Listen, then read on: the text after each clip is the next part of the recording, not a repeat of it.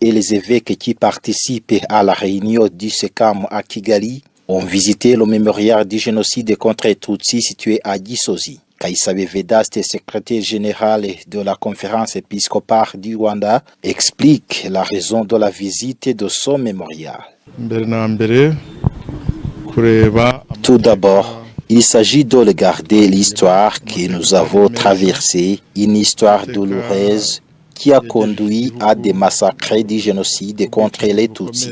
Donc, c'est une manière de leur montrer que nous avons pris le temps de nous asseoir et de condamner ce qui s'est passé.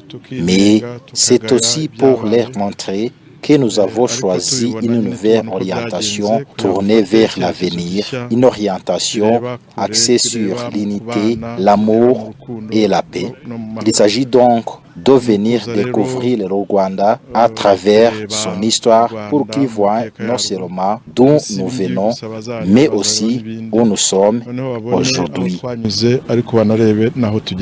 Après avoir informé sur l'histoire tragique qu'a traversé le Rwanda, ils ont exprimé leur tristesse face au fait que certains chrétiens aient perdu leur humanité et participé au génocide. Mais ils ont souligné que c'est l'espérance qui a permis au pays de se reconstruire et devenir une source d'inspiration pour des autres. Son éminence cardinal Peter Turkson Ngannou, qui exerçait sa mission au Vatican, et son éminence cardinal Cristobal Lopez Lomelo, archevêque de là-bas au Maroc, l'ont déclaré à Pachis TV. Et je l'ai vécu avec douleur et tristesse de constater à quel point l'être humain peut arriver. Ça démontre que le péché originel est une réalité et que nous ne sommes pas exemptés de pouvoir faire des choses incroyables que personne ne s'attendait pas, mais même entre chrétiens, personne de foi, on peut arriver à ça. Mais en même temps, après, à la fin, je sors aussi avec un message d'espoir, d'espérance et d'optimisme. Parce que l'humanité, l'être humain, a la capacité de se relever, a la capacité de ressurgir des cendres, a la capacité de pardonner.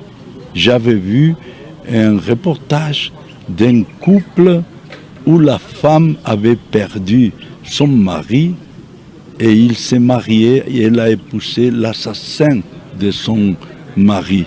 Et ça m'avait touché beaucoup et il s'expliquait pourquoi et comment ça était.